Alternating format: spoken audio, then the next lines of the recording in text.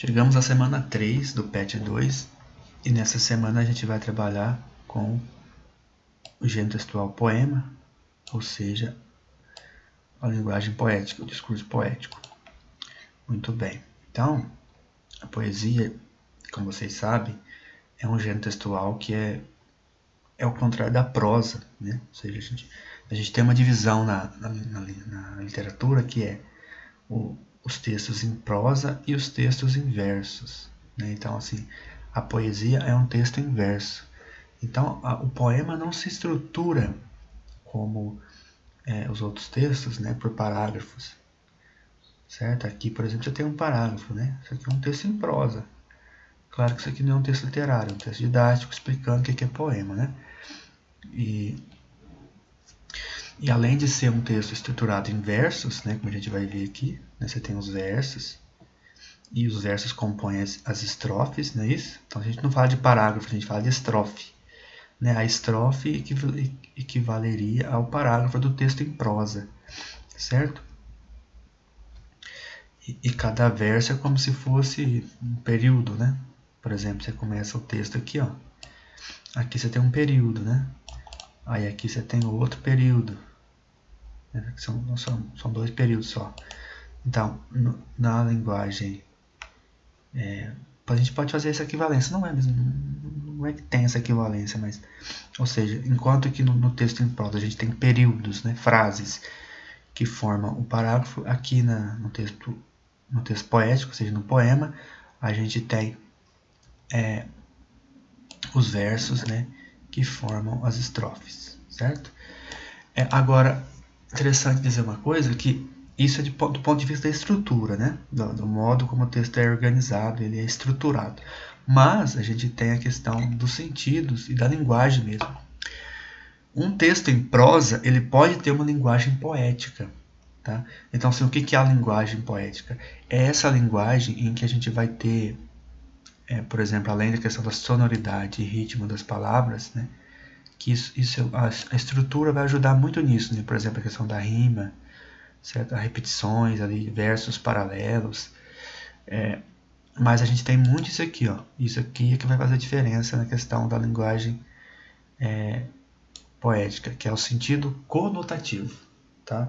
Então, assim, a linguagem poética, ela faz muito uso da linguagem conotativa.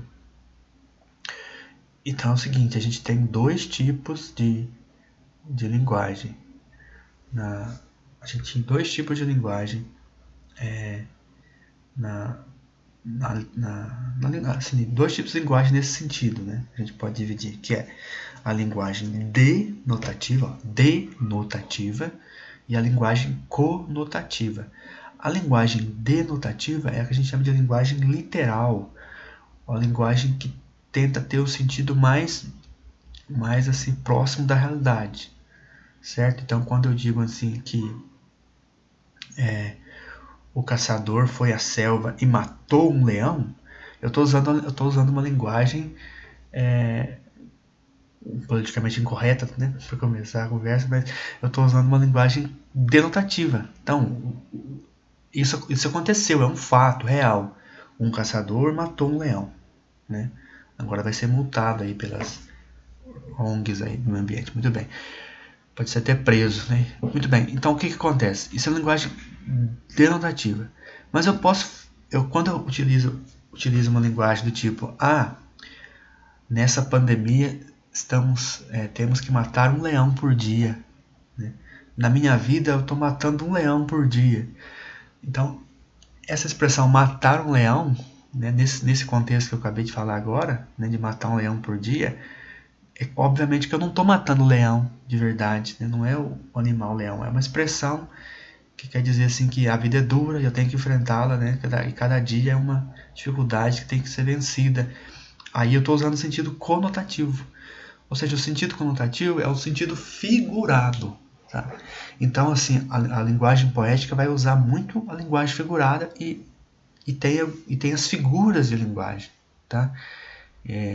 São várias, né? Na verdade, a gente vai ver algumas. Então, por exemplo, a metáfora, que é a mais usada. Então, esse exemplo que eu dei de matar um leão por dia, isso é uma metáfora. certo? Quando eu digo assim, nossa, aquele cara é um touro, quer dizer, ele é forte. Eu estou usando touro no sentido metafórico, né? Porque literalmente não tem como uma pessoa ser um touro, né? Uma pessoa é uma pessoa, touro é um touro. Aquela moça, aquela menina é uma flor, né? Então estou dizendo que ela é bonita e estou comparando ela com a flor.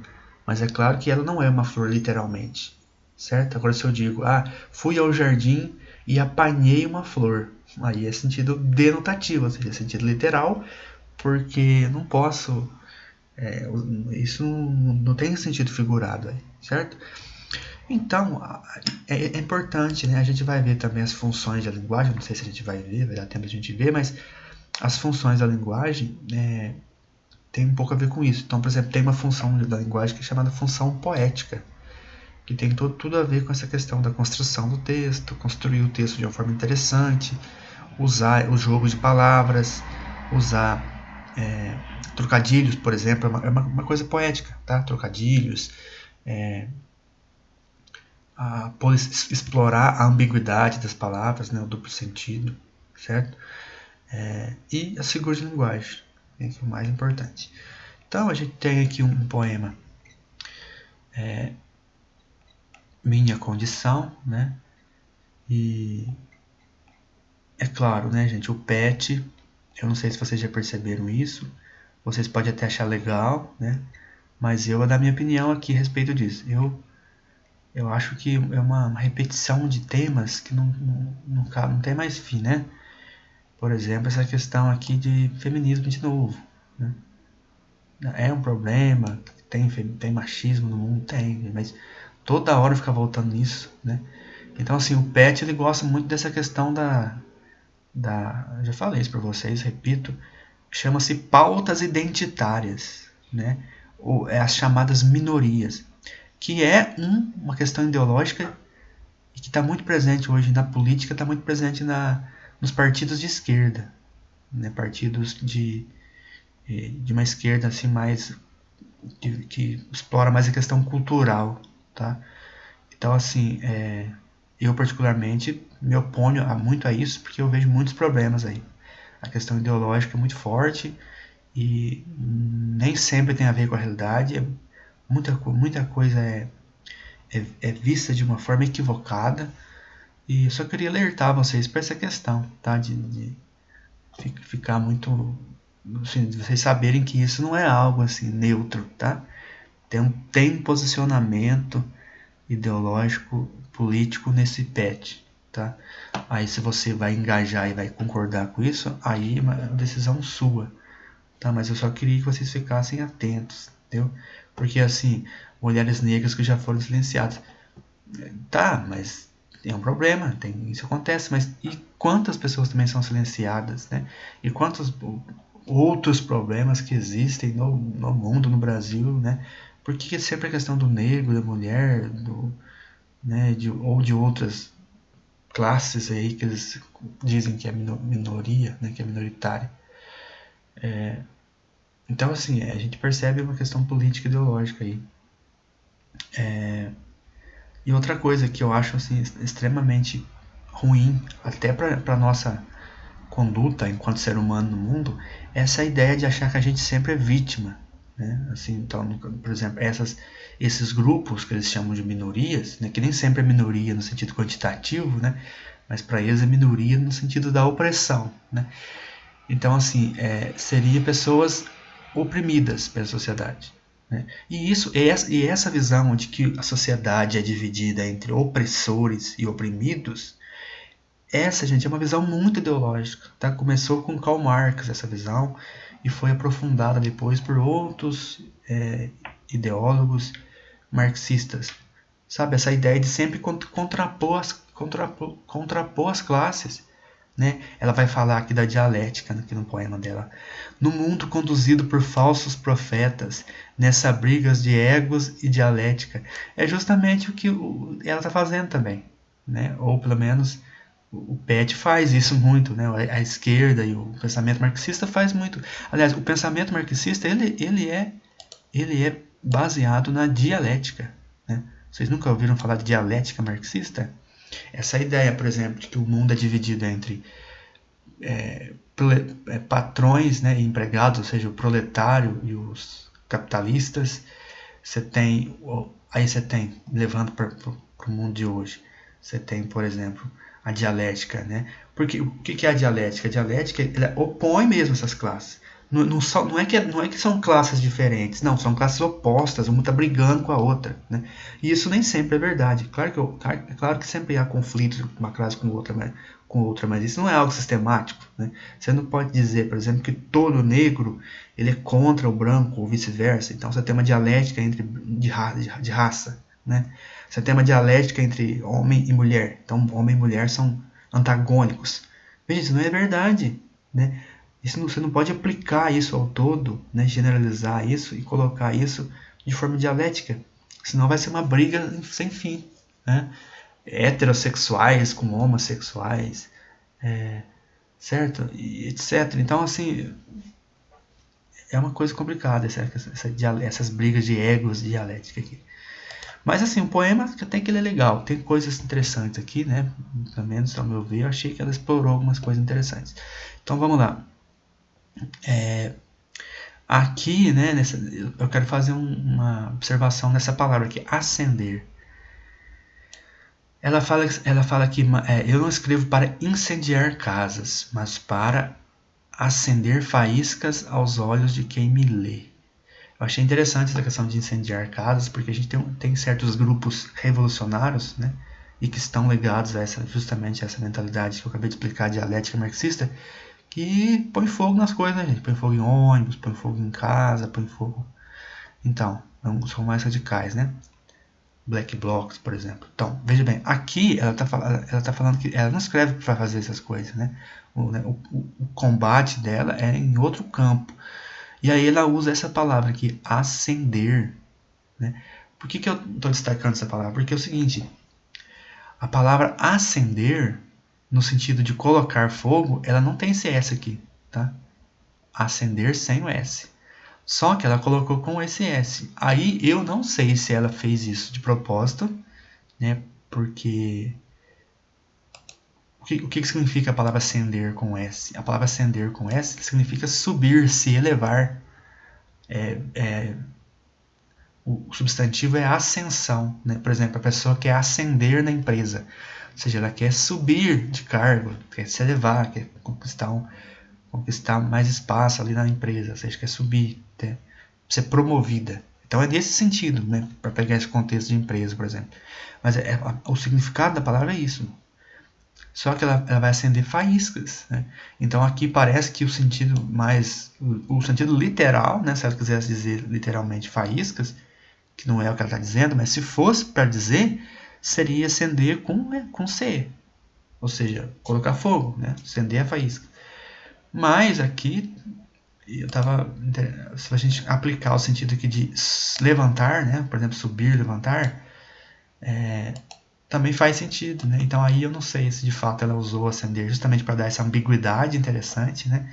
Entre acender com C e acender com S, ou se de fato ela errou a ortografia, não sei, né? Eu prefiro acreditar que ela realmente fez esse jogo aqui, foi bem interessante. Mas muito bem, aí vocês podem ler o poema, né? É um poema de cunho social, esses tipos poemas de contestação, né? Tem muitos autores que vão por esse lado, certo?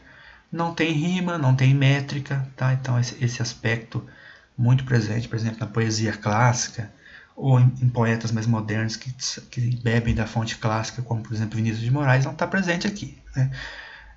Por exemplo, não está presente também essa questão da rima e da métrica, como a gente observa, por exemplo, nos cordéis, né?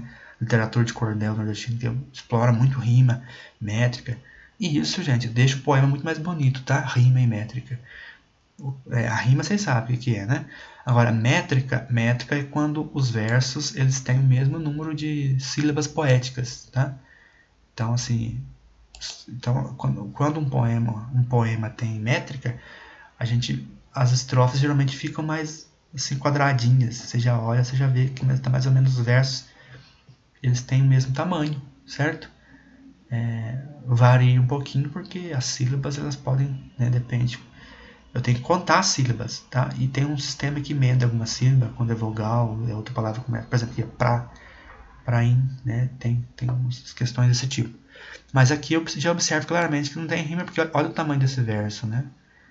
E olha o tamanho desse outro, que é bem menor. Né? Então aqui não precisa nem contar a sílaba poética para saber que esse aqui tem muito mais que esse. Então aqui só para dar uma dica para vocês nessa questão da rima e da métrica. Então não tem, né? Então essa parte estrutural ela não explora muito não, né? Nesse sentido não. E aí tem um certo diálogo com o leitor, nem você, né? E aí tem essa questão da luta, né? Eu escrevo para sobreviver e sobrevivendo eu luto. Escrevo se adoeço e escrevendo me curo, né? Aqui eu achei ela usou uma figura interessante chamada antítese, tá? Curar e adoecer são coisas contrárias, né? Ficar curado e ficar doente, por exemplo, né? São coisas doentes, contrárias. Então chama-se antítese que ela usou aqui, tá? E ela vai usar também algumas coisas interessantes.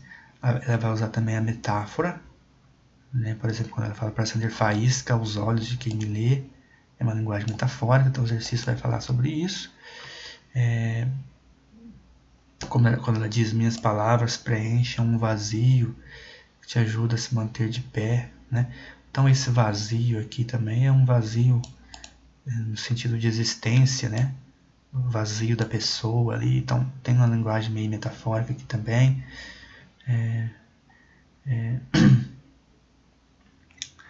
Escrevo para acessar lugares em mim, né? Esses lugares em mim, aqui também a gente percebe essa linguagem poética, lugares em mim, né? Que são invisíveis aos olhos. Expurgar é purificar, tá?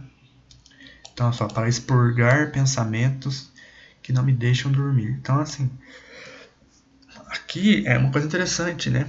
Eu já escrevi poesias, muitas vezes eu fazia isso, a poesia como uma válvula de escape. Então você está revoltado com alguma coisa, ou você tem algum sentimento, alguma coisa que parece que você tem que pôr aquilo para fora.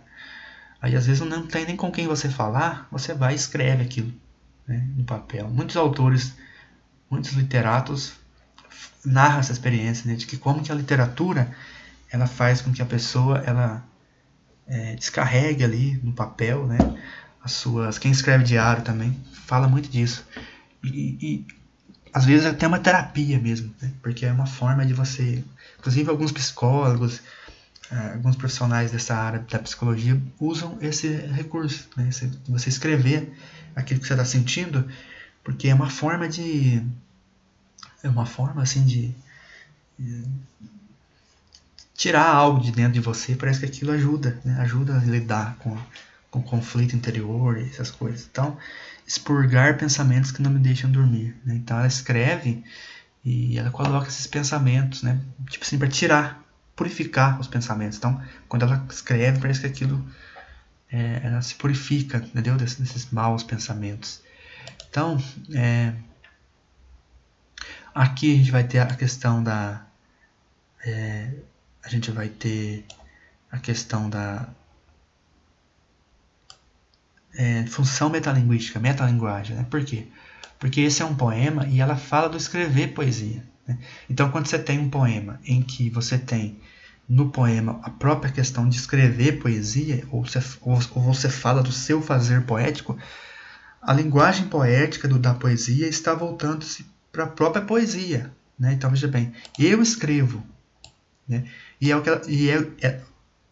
o poema fala disso que ela fez mesmo aqui quando ela foi escrever essa poesia. Então isso é a função metalinguística. Por exemplo, eu escrevo, pois cada palavra é um atestado da minha condição poeta. E sendo poeta, ainda miúdo que sou, escrevo porque a palavra é o que me resta. Então escrevo porque a palavra é o que me resta. Então aqui a poesia está falando do próprio ato de fazer poesia, tá?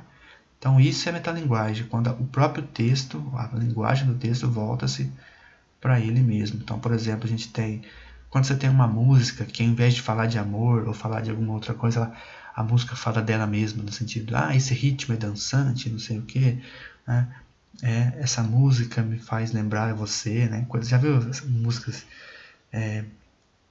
músicas que falam isso, né? Então, é a música falando dela mesma, né? Então, a poesia falando dela mesma, isso chama-se metalinguagem, tá? Ou função metalinguística.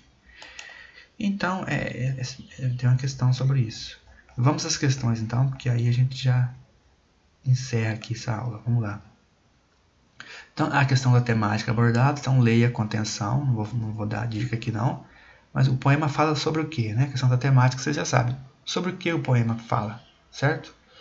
E qual que é o tipo de relação entre o lírico e o assunto tratado, ok? Aquilo que eu falei para vocês, né, daquela expressão metafórica lá da faísca, né? Então, a linguagem figurada ou conotativa, né? Metáfora é figurada ou conotativa. Qual o significado de acender faíscas? Aí entra naquela questão que eu falei para vocês, né? Eu não sei se ela usou acender com...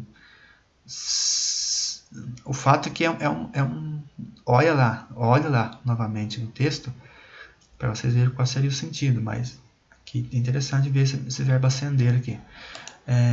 E a figura de linguagem que está presente nos versos, como eu falei para vocês, é a metáfora, tá? A metáfora.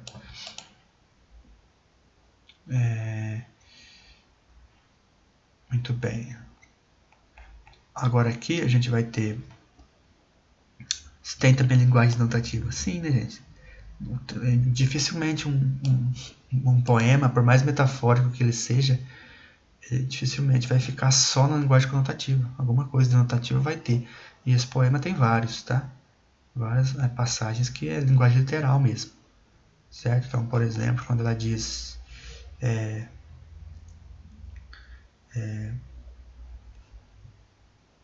por exemplo, aqui é bem metafórico, né? Para onde você escorre quando esse mar palavra transborda? Aqui está muito, muito metafórico. Bonito essa expressão aqui. Mas ela usa aqui, por exemplo, quando ela diz, por exemplo, utilizo minha voz para propagar sua mensagem. Isso aqui não tem metáfora nenhuma aqui, né? Aqui não tem metáfora. Exatamente, aqui não tem metáfora, é exatamente uma linguagem literal, denotativa, tá? Então tem várias outras passagens, vocês podem encontrar. A função metalinguística, como eu falei, eu acabei de explicar ali no vídeo, volta um pouquinho, né, da questão do ser poeta lá e a poesia voltando para ela mesma, né? A questão 3, essa questão do eu não escrevo para governar um povo, eu ouço o que ele diz e utilizo a minha voz para propagar essa mensagem. Aí essa questão que eu falei para vocês de uma poesia engajada, né? De uma poesia social, de uma poesia que quer retratar a vida do povo, os problemas do povo, né? Ou os problemas de uma classe social. Então pensem nesse sentido. E por último aqui, é uma questão pessoal, né? E você, para que escreve? Que é uma provocação que ela faz com o leitor, né? Não sei se é uma provocação, mas é uma indagação, melhor dizendo. E ela meio que convida a gente a pensar, né? Se a gente escreve, né? Eu não escrevo poesia. Tá, mas você nunca escreve, você nunca parou para escrever sobre alguma coisa, né? E vocês, gente, que estão na escola, vocês devem fazer esse exercício, né? E os professores às vezes passam exercícios, né, de redação para falar sobre alguma questão. A gente tem que estudar as coisas para falar, né? Eu vejo hoje em dia que as pessoas querem opinar sobre muita coisa, mas sem estudar aquilo, né? Sem ter uma visão mais ampla, um pouco mais profunda de determinada questão. Então, mas assim, quando você escreve, né? Se você escreve, ou quando você é chamado a escrever, você escreve para quê, né? Ou sobre o quê? Então aqui é uma resposta pessoal, tá? Depois eu compartilho com vocês geralmente sobre o que eu escrevo, quando eu escrevo. Eu escrevo muita coisa no Facebook, sabe? Gosto de escrever. Eu acho que interessante do escrever é você escrever para alguém ler, sabe? Eu nunca gostei muito desse negócio de diário, não.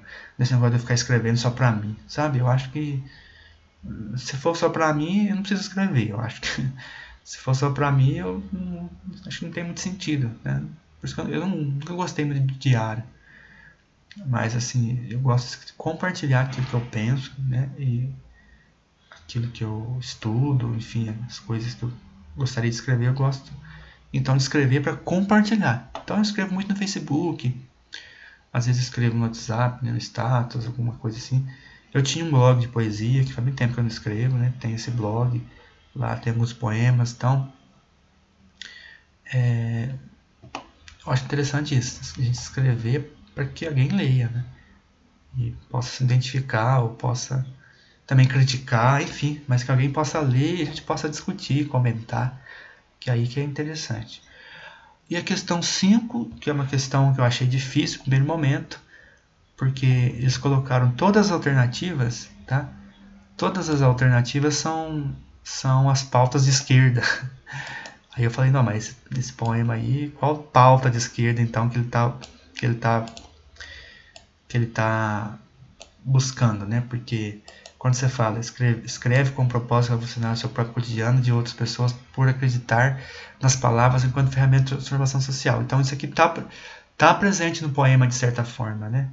Só que tem uma afirmação no poema que contradiz um pouco isso aqui, que aí dá pra gente eliminar essa alternativa. Não é ela, porque quando ela fala assim,